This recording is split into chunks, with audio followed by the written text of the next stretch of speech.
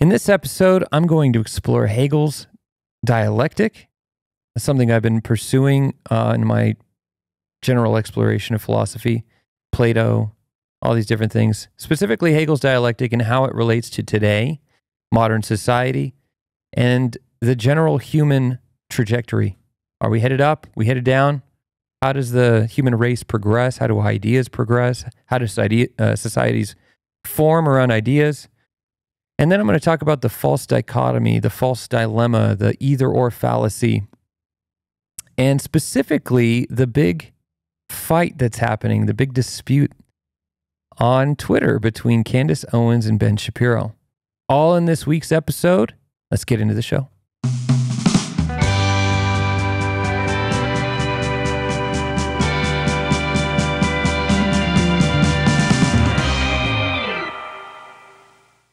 Welcome back to For Goodness Sake, where we explore society and culture from a Christian worldview. I am Chad Barella. Over there we have Chorus Badia pushing the buttons. What's up, everybody? You doing good? Yeah, I'm doing good, man. We're ramping up for this event that your wife is a part of. That's at right. Calvary, called the Thanksgiving Pickup Party. We're going to feed and clothe and resource thousands of New Mexicans this week that need help. So it's going to be sick. Awesome. Anyway, people can help.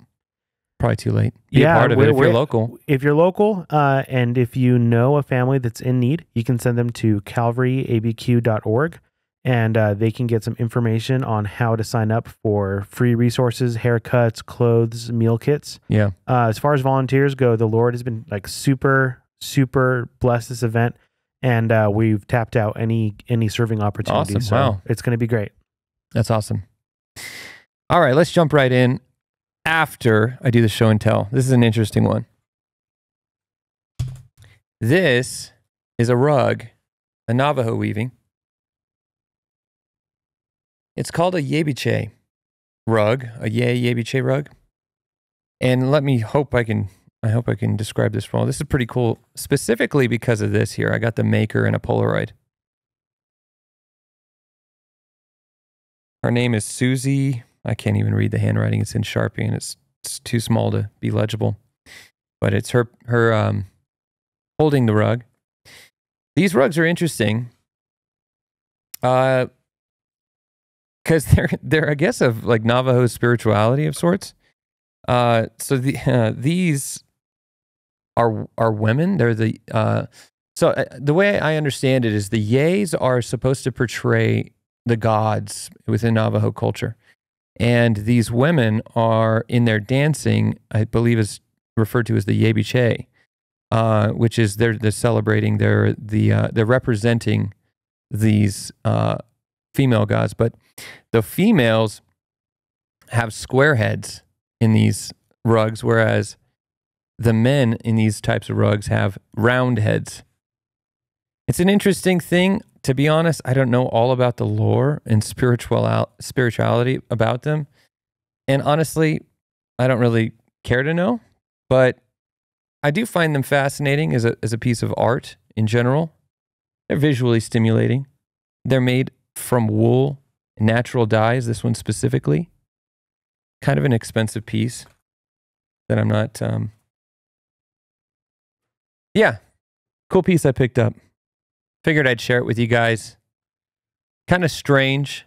You know what's weird about collecting stuff, specifically in Southwest arts culture, is it has such an eclectic range of, I guess, spiritual backgrounds from Catholicism to that. So those women, I guess, represent... That's what this guy was explaining. He made a parallel that it was like they were the saints interceding on behalf of the people, and they're performing a dance of sorts, a ritual in the representation of the rug, similar to the saints of Catholicism. You know, they pray on our behalves, that type of thing. Fascinating that there are a lot of similarities between cultures, regardless of I don't know. Their truth. I do find that interesting. In fact, funny enough, we won't go into Schopenhauer, but I think it was Schopenhauer I was listening to who connected Eastern religious culture with Western religious culture in certain ways, though he himself was an atheist, which I find funny. Another one for another day. Going into Hegel, who was also a philosopher, I'm not exactly sure on his spiritual beliefs or him personally, although we do have his Wikipedia we might have to pull up here in a minute. But I'm mostly concerned with, you hear it thrown around, the Hegelian dialectic, the dialectic in general. And as I understand, it was a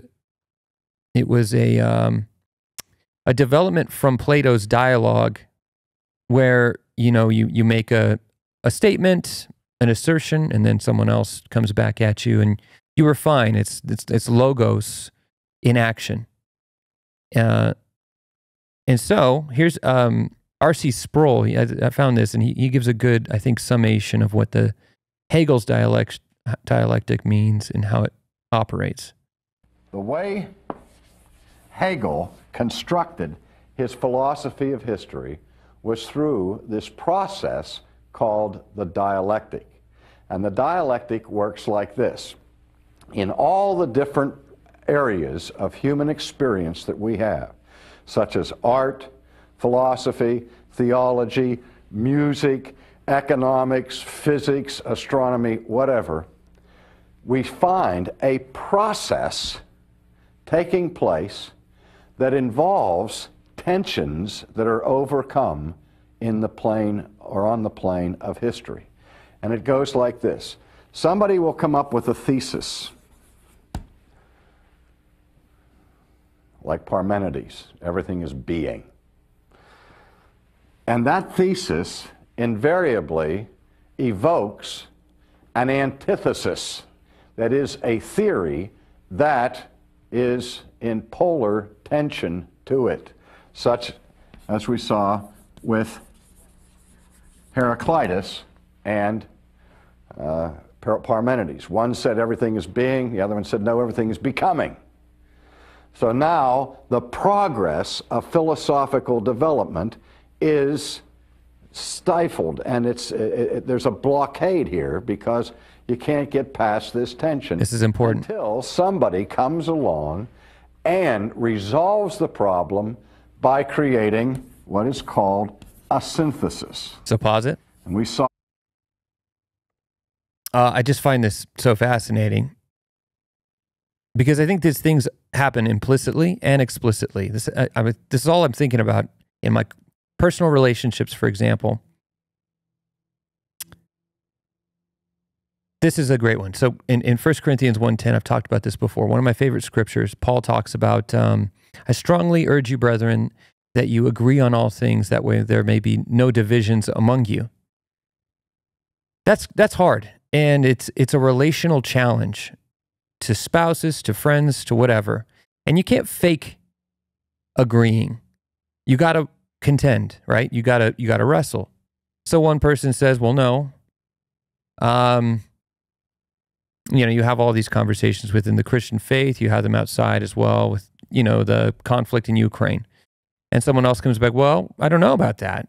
And then you have this dialogue, as Plato would say, or in dialectic, as Hegel's kind of arguing, he said, somebody puts forth a thesis, and then someone comes back with an antithesis, and then someone else comes up with a solution/resolution to the tension, which completes that, and now that's kind of where he takes us from here. But it makes practical sense, and it's important in regards to relationships and society. Let's keep listening. That, for example, when Plato sought to reconcile Parmenides and Heraclitus by creating his synthetic philosophy of the two realms and so on, and then that synthesis becomes the new thesis, and invariably that thesis provokes what? Another antithesis, such as we saw with Aristotle challenging Plato. Now, then what happens is that this creates a roadblock for a certain period of time until somebody else comes along and takes ideas from both of these sides, works them out together, and creates another synthesis. Now, of course, what happens with that synthesis is that new paradigm or that new system or that new philosophical viewpoint becomes the basis for a new thesis. So you see this pattern. That's probably good with him. It provokes what, Roger? So you see that where you got your resolution in the synthesis, and then that becomes your thesis moving forward, and it's just like this constant. I like this idea, but it becomes this like constant refining of understanding of the world around us, of what is reality, what is the truth, what is justice, what is all these different things. Now, where it gets interesting is ideas underpin societies. And in the act of trying to discover truth and align oneself with it, you find yourself inevitably in conflict with your society, as you see with Socrates, for example. Socrates he's famous for the Socratic method, where you go out into the town and he'd ask questions. What is this? What is this? And eventually he caused such an uproar and a stir in the society that I believe they had him put to death. So you see this with Socrates, you see this with Galileo, you see this with a lot of people who are pursuing truth. And funny enough, not an endorsement of secret societies, but I did watch a documentary a while back where they were essentially saying that was the reason why these secret societies had to go underground and become secret, is because of the things that they would discuss in their, discoveries or whatever, would be too unpalatable to the society. And so they had to do these things in darkness. I don't know about the truth of that. That's an interesting excuse, but regardless, the principle is there. And so you do see this pattern. But before I go to the next part, let's listen to this clip. So I came across these two guys. These are listening to tons of R.C. Sproul. This guy Michael Sugru or something, and then this channel's got a lot of great content. Let's see it. Hegel looked at all important concepts in this historical way, didn't he? He saw them as being embedded in human life, in ways of life, in societies, and as societies change, so the concepts change. Isn't that right? Yes, that's absolutely right. He saw that there was development in the way history occurred, that it was always moving forward. It was always a process, never static. And he had a name for the way in which it moved forward. He called this the dialectical process. Now, can you explain exactly what, in Hegel's mind, the dialectical process was? Let's go back to the example I mentioned before. Greek society he saw as a harmony, but as a simple harmony. A simple harmony in the sense that people had not developed the alternative notion of individual conscience. There was harmony between the individual and society because individuals hadn't really thought about things themselves. Now, into that simple harmony, there came, in the person, in fact, of Socrates, whom Hegel considers a world historical figure, there came the idea of questioning this harmony. Socrates went around asking people, what is justice? What is virtue? And when they tried to answer, they realized that they'd accepted certain conventions, which Socrates had no trouble in showing could not be sustained. So the simple harmony of Greek society broke down, and because Socrates broke it down, incidentally, Hegel thinks that the Athenians were quite right to condemn Socrates to death. He was genuinely corrupting and subverting Athenian society. But that was an essential part of a historical process, because ultimately, and Hegel fills in the gaps, the steps, but ultimately that led to the rise of individual conscience, and a second necessary element, and the opposite of Greek society. So we've moved from what Hegel calls the thesis to the antithesis. The antithesis of Greek society is individual conscience risen to its height in Protestant Europe. But that too turns out to be unstable. It leads to the destruction. So I find this specifically interesting because of what we talked about last week. And if you weren't listening, it was specifically about kind of the fall of society, why that happens. And I was kind of making the case that it's kind of like, fall, winter, spring, summer where you have like, you know, the thesis rides and you have a nice, this is what our society's built off of. Everybody's cool with it. And then you start seeing, oh, wait, this isn't holding up. Like, I think this is what we're experiencing right now in American society and a lot of societies worldwide. And we're witnessing some kind of like an end of the age type thing, right? Where we're realizing that the way that things were will not and cannot sustain themselves moving forward. Something needs to change. Something needs to give. And so you have these like prophet type figures, your Socrates, but you have them in the modern day. People are questioning the narrative, questioning the orthodoxies of today, of the underpinnings of our society.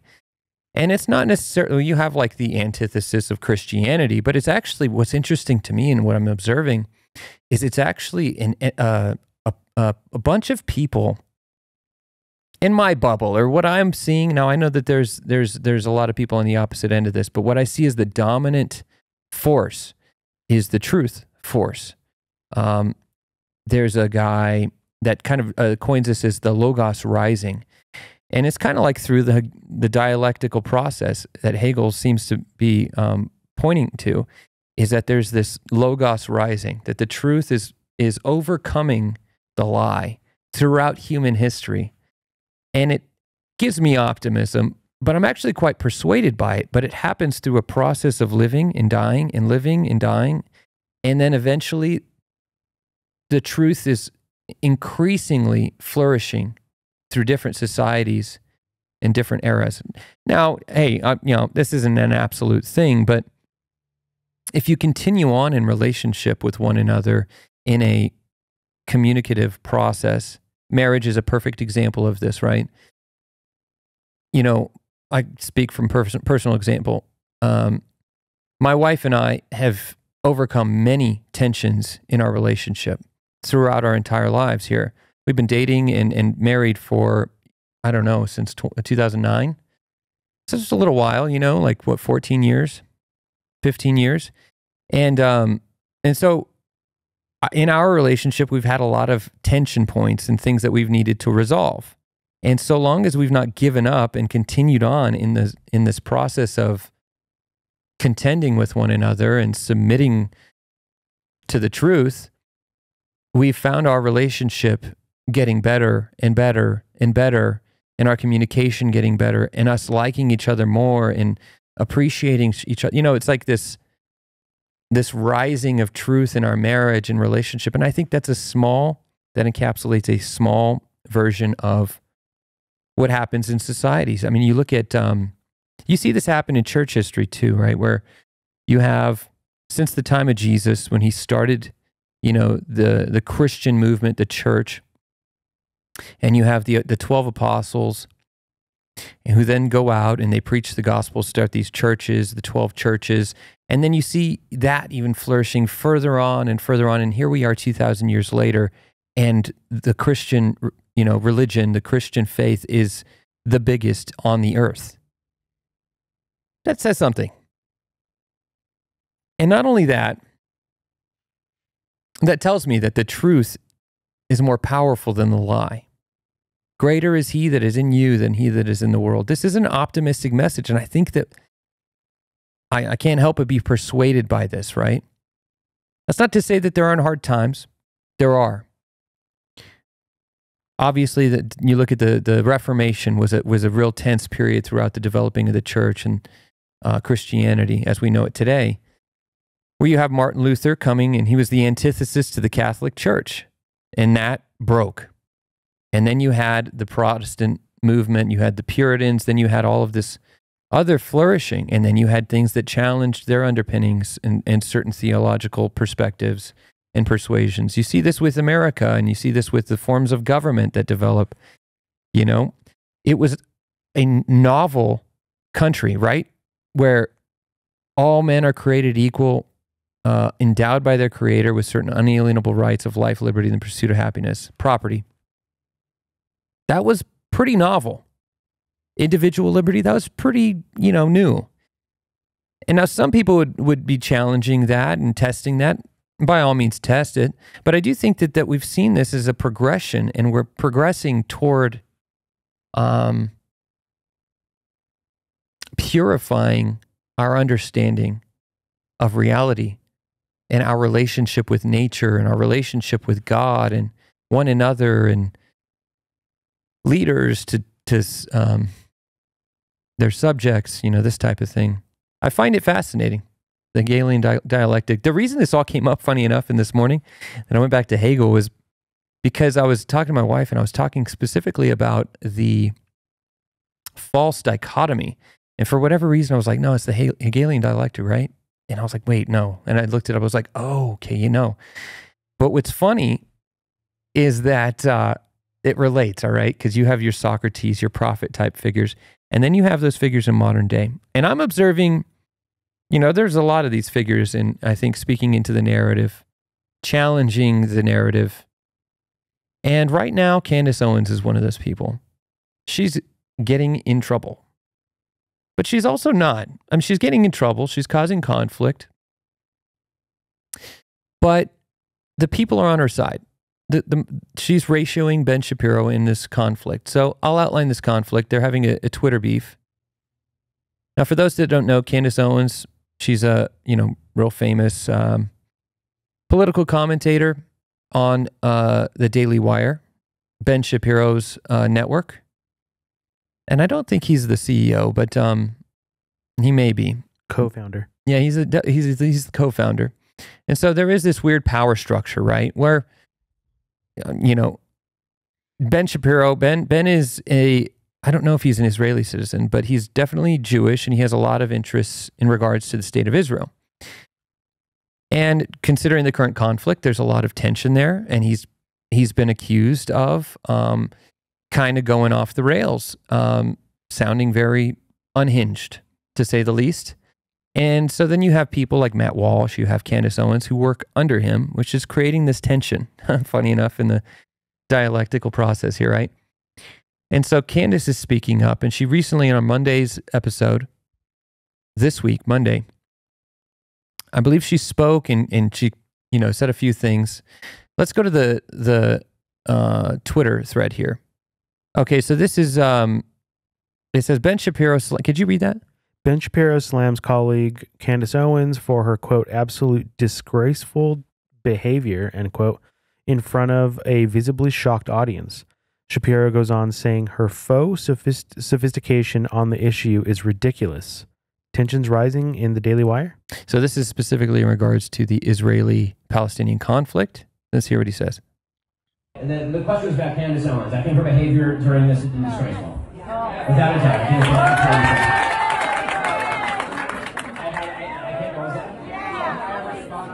it's she still works for my company. And I think she's been absolutely disgraceful. I think that her faux sophistication on these particular issues has been ridiculous. It's not faux sophistication, it's ridiculous. Everybody can see the moves that she's making and the things that she's saying, and I find them disreputable.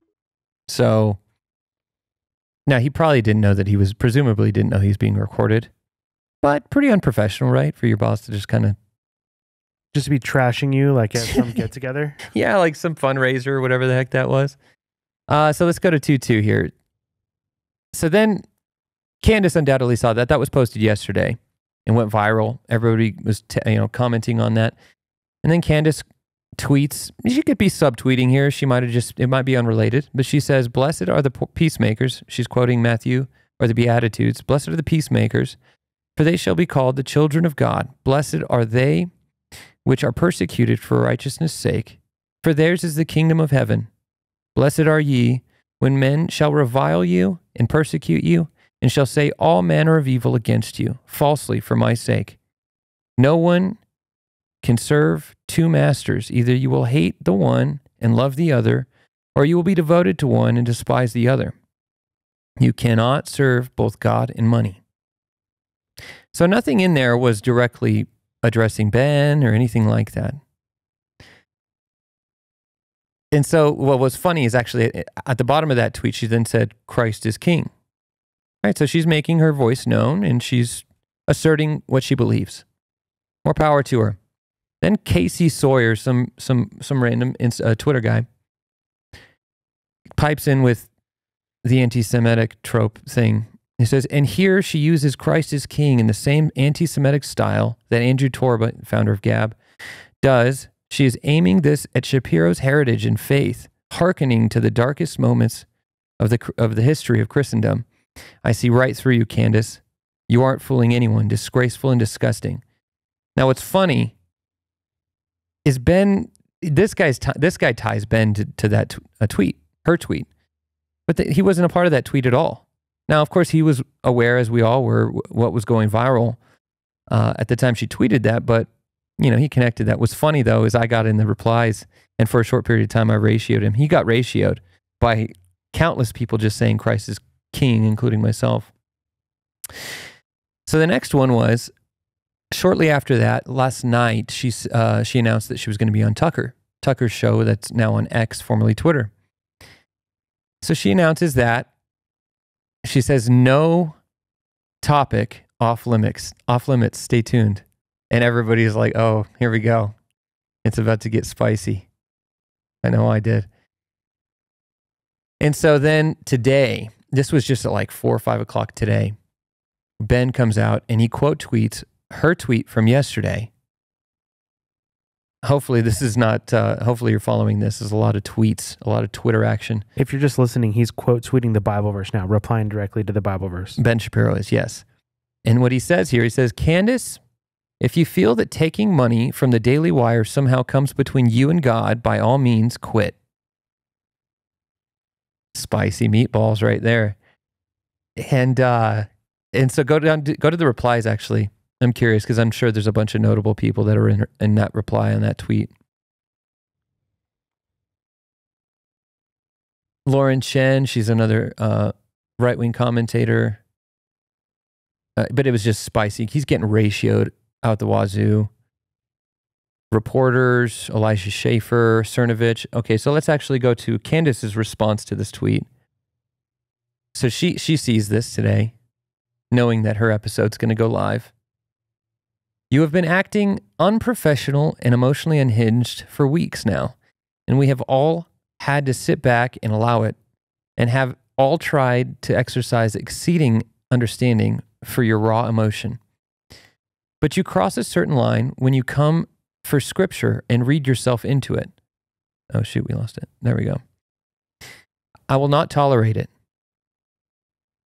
So she, you know, she's a fighter. Someone punches you, you punch back twice as hard. And what's funny, she actually didn't start this fight, right? Ben got caught saying something he didn't realize he was being recorded saying. It blew up, and now his reputation's being tarnished. The Daily Wire's reputation's being tarnished.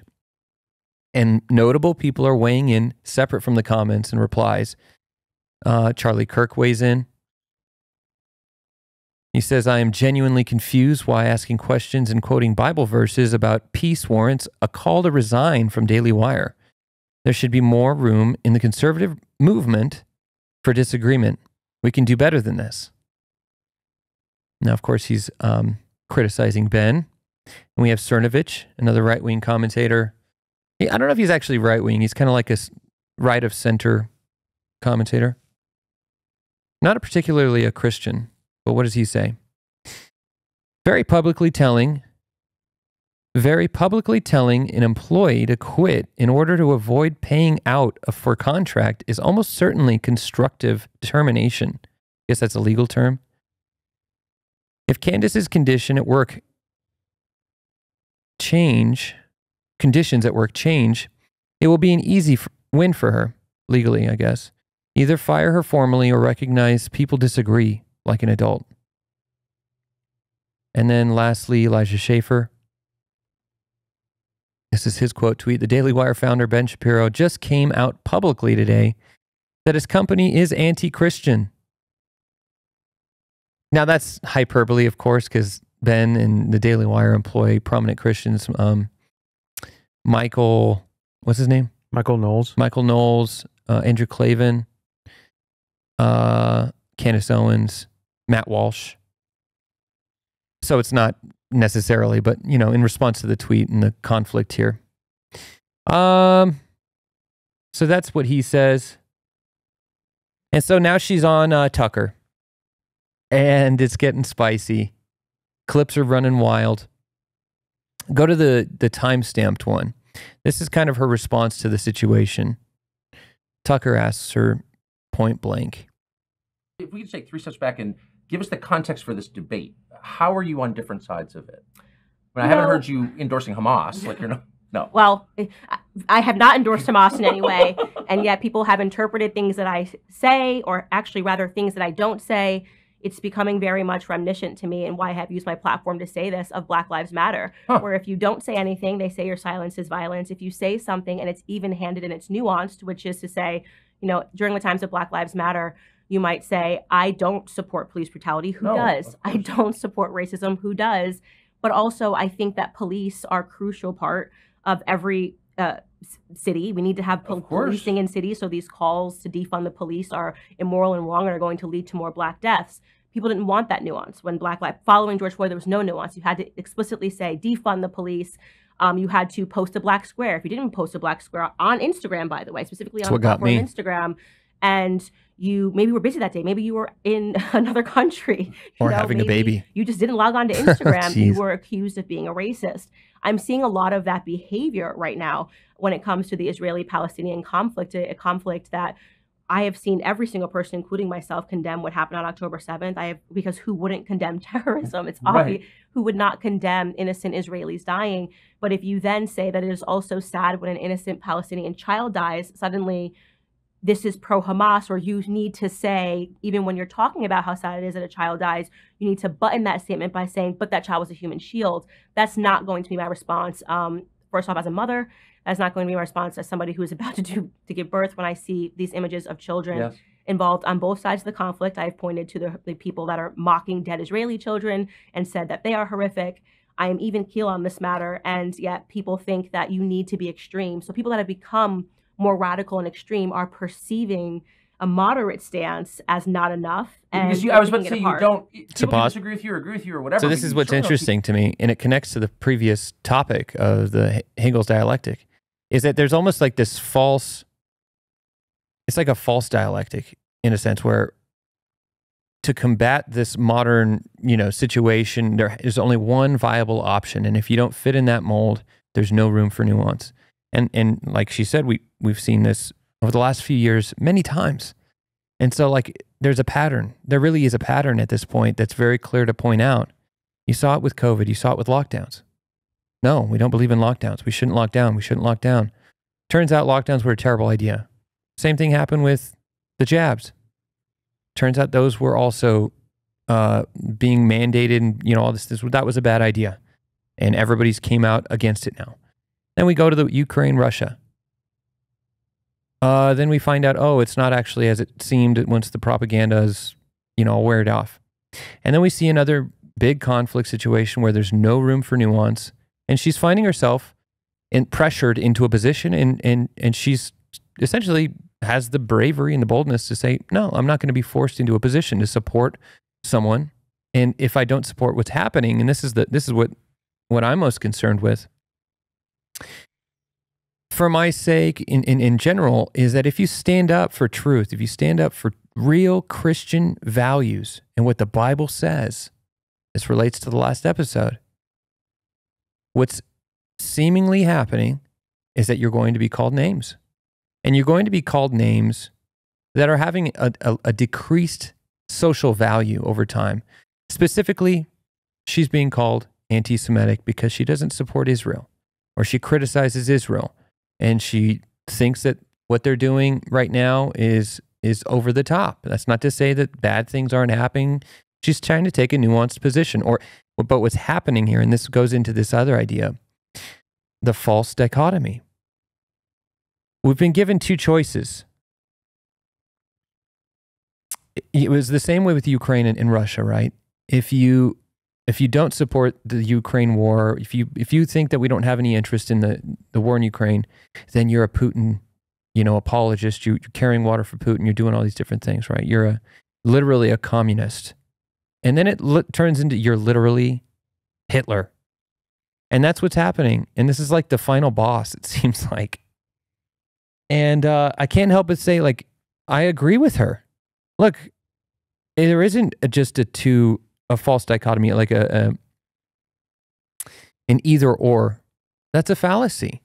There is room for nuance, especially within the Christian faith. Now, I understand that there's like protests and there's a poor representation of and an evil representation of the opposition to Israel. But that doesn't embody every single person that doesn't want to support, the continuing of the seemingly indiscriminate bombing of Gaza. There's more nuance than that. I saw yesterday there was a big event yesterday. It was like 200,000 people on the mall in Washington, D.C. And the Speaker of the House was speaking, and then there was a chant that came out that says, "No ceasefire." Now I'm not on either side here, really, but like I come from like the hippie movement. That's kind of like my parents' vibe. Peace, the hippies, peace, love, rock and roll. And it's wild to me that there would be people chanting no ceasefire. Like, why are we not asking for a peaceful solution? That was weird to me. For all. Is that just an idealistic, impossibility? I don't know. But I find that we're in this weird position. I find myself in this position, and I find myself not wanting to even talk about these things publicly. But then he's like, they're literally being talked about on the biggest platforms, on Twitter. Elon Musk was in the topic conversation about it. Same thing today. And I feel this burden personally. I think that Christians, good, sound, strong and bold Christians, need to enter the conversation. Because if they don't, this dialectic could get taken over and take the next generation down into a lesser progress than we could go, right? Or worse. I think there needs to be brave Christians like Candace Owens, like Charlie Kirk's, like there's a lot of good people out there talking, being bold. Because if they don't get out there and talk and frame it in the Christian context and the Christian worldview, then someone else will. There's a saying, actually, it says, the consequences good men suffer for not getting involved in public affairs are to be ruled by evil people. Something along those lines. And I feel that way personally. And by even just talking about these subjects and sympathizing with Candace, I know I'm subjecting myself to being labeled anti-Semitic or all these different things by people I know and love. And obviously I think that's ridiculous, but it does seem that there's this, we're being forced into like different camps. Like I was talking, like the water's receding. It's like, there's not a lot of wiggle room anymore. It's like you're either with it, you're either with Christ or you're not. You're either with the truth, like Ben Shapiro, you're either like going to be objective or you're not going to have the people on your side. There's like there's this move, a big consolidation behind the truth right now. It's like reinforcements are gathering and the power of the people is consolidating. But what's beautiful about it is that it seems to be consolidating around the truth, around Jesus, around Christianity, broadly speaking. And I think that's good because there's going to be a season of goodness to come out of that.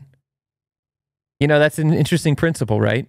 And when you look at winter and the leaves fall, it's the withering, right? The separating from the wheat from the chaff is kind of a similar principle. The things that weren't, it's like the parable of the sower. The seed that wasn't spread among good soil eventually withers away and dies or gets choked out by the thorns. And then what you have remaining is a strong and fruitful remnant that goes forth in the next season, the spring, and we see another renaissance. It's all interesting stuff to think about, but I actually, I think it coincides with the Hegel's dialectic. Logos rising. The truth will win. Scriptures all over. The kingdom of heaven is like the mustard seed, though it's the smallest seed, will eventually become the biggest tree and overtake the garden. You know, it sounds like an optimistic situation for the truth. So if you're with the truth, good on you. If you're not, get with the truth. Get with the program, brother.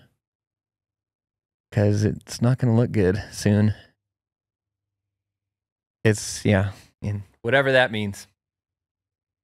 I don't know what that means, and I'm not asserting anything, but it is a wild thing that's happening and progressing. Well, with that, let's get into the final video. Something to maybe cleanse the palate. I've been on dad duty a lot lately.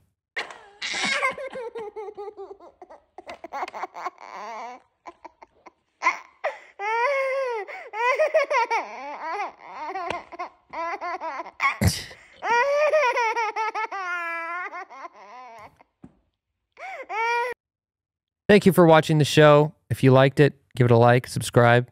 Hopefully it was some value. Conversations started getting in the comments. I'll be in there. I'll respond to every single comment. With that, I love you. Bye.